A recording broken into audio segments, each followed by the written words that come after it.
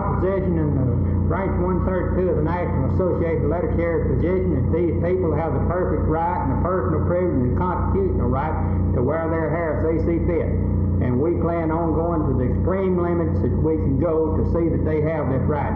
If management of the Dallas Post Office can make these men go out and get their hair cut, they in turn can make me stop getting my hair cut in the manner in which I wear it. Also, if they can do this, they would have the right to put me off the clock because I happen to have blue eyes, and that's our position. And we have this now in a formal grievance stage, and we plan on pushing it as far as we can go through the grievance procedures, and if necessary, we will take additional action to secure justice in this case. Mr. Wrigge, what is the position of the Dallas Post Office concerning the suspension of 3 of your letter carriers, Fanning, Mathis, and Walsh? Well, the position of the Post Office is, like any other business, we have certain rules and regulations on conduct and personal appearance. These men, we have felt, are not complying with our rules on their hairstyling. Certainly we do not attempt to set the styles, but our requirements are that it must be clean and neatly trimmed. Does the post office have some specific rules set out as to how employees must dress? They have the prescribed uniform is set forth in our postal laws and regulation. These are carriers, and they have to wear what is considered uniform dress. Okay, now what about in appearance as far as haircuts is concerned?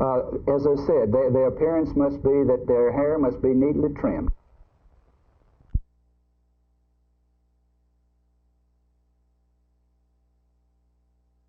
The development of a Tarrant County Youth Services Bureau has shown tremendous progress since its inception back in April.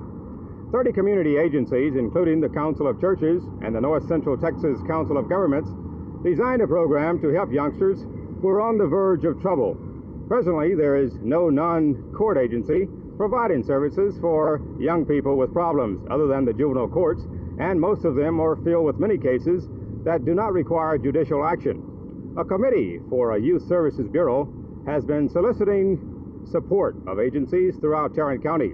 The group recently failed in an attempt to get the support of Tarrant County Commissioners. Reverend Clifton Kirkpatrick says the committee will call on the Fort Worth City Council Monday for support. If the City Council endorses the program, the proposal will be submitted to the Texas Criminal Justice Council, who will provide 60% of the support. The other 40% will come from local agencies. Cochise Cash, Channel 8 News, On the Move, Fort Worth.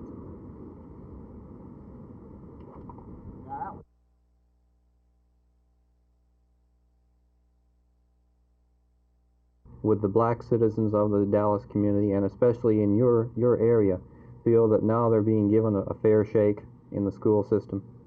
They end up getting? Well, usually if they're out of that particular product, they don't have a substitute, you don't get anything.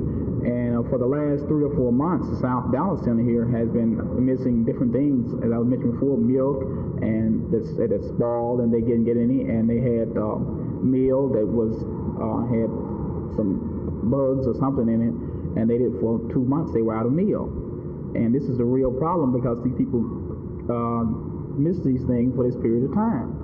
Do they only get to come once a month? That's the only chance they get to get their food products? That's correct. They come once a month. How would the food stamp program better this?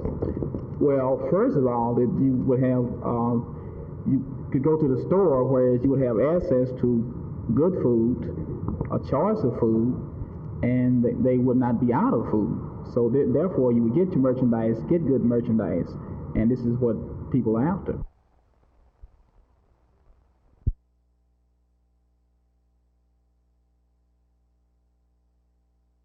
I do not feel that this would affect it one bit. You have taxes in most states where you do have liquor served by the drink. Tennessee has 15%. We're 3 times as large as Tennessee, and yet they've only got 2 counties who have taken the local optional basis, and the first reports that they have brought in a tremendous amount of money the first year. We do need different avenues of taxation. I am against broadening the sales tax. I am against the sales tax on food or prescriptions or drugs. And to do this, and without broadening this sales tax, I was against it the last session, I'm against it now, I will fight from the floor against such type legislation. But this is a luxury, and I feel that the people will pay it if they want it. A minimum that it would bring to the state is $60 million if this should pass and on a local option basis in some of the counties, and this is conjecture on its part. As you said, if it should pass.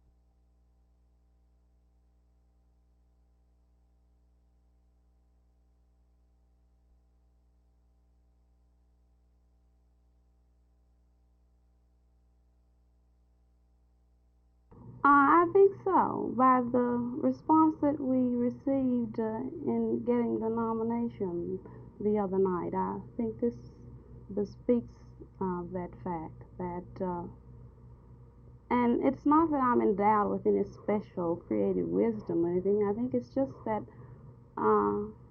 me being a parent and a mother interested in my children as well as the boys and girls throughout the city.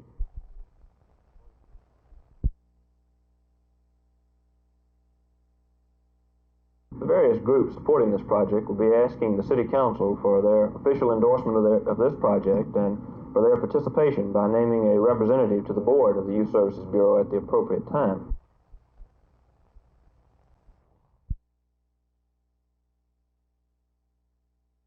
I consider the proposed increase in the hospital tax to be an investment and not an expenditure, an investment in the future of this county.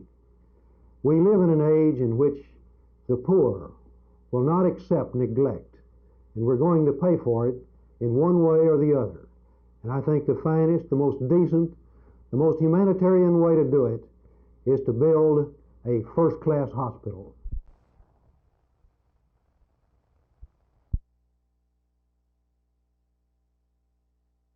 What's wrong with the food commodity program that goes on here, for instance, during the week when people come to collect their food commodities? Well, usually they're out of very important items such as milk, meal, and other necessities, and the people can't get access to these things until the next month if they miss them for the time they're here. And this is a real problem because there's no use of people coming here if they're not going to get the goods that they came from.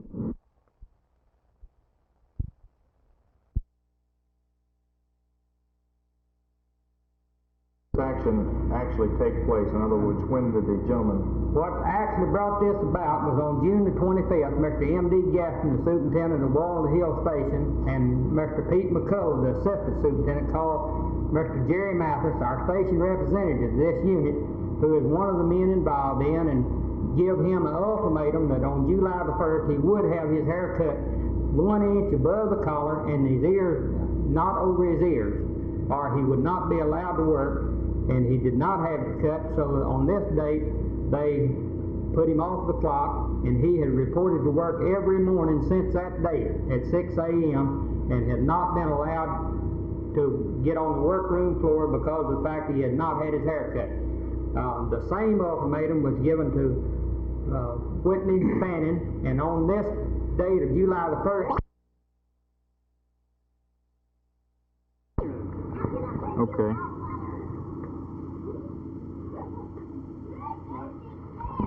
Mr. York, is there a prescribed regulation stating how an individual must dress for the post office department? No, sir, there is not. There was a postal bulletin put out on August 1st, 1968, in which they had a little place in there about ready, willing, and able to work, and it did state that hair, mustache, and beard must be kept trimmed.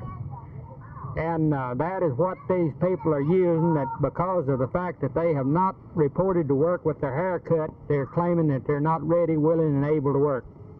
The length of your hair has nothing to do about whether you're ready, willing, and able to work. We contend they have no authority whatsoever to force these people to cut their hair, and we'll do everything in our power to see that their rights are protected. Okay. Does this hold true, this regulation supposedly that they are using for the basis of suspending these gentlemen? Does it hold true to everyone? Or? No, sir, it does not.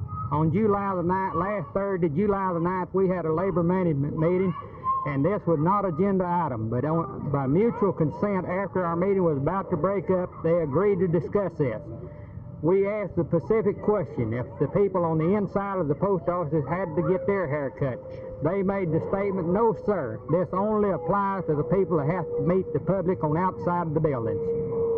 Mr. Fanning, how long have you been working for the post office? I've worked there for 4 years. And have you had the same hairstyle since then? I've had my hair similar to this ever since then. What about you, Mr. Mathis? I've been with the post office for about 2 years, and my hair has been this length for about 9 months. All right. What about your mustache and goatee? The mustache and goatee are not an issue here. According to my supervisor, the mustache and goatee are not what's keeping me off the clock. According to him, they're neatly trimmed, and consequently, they would not keep me off the clock. My hair is the only matter in contention.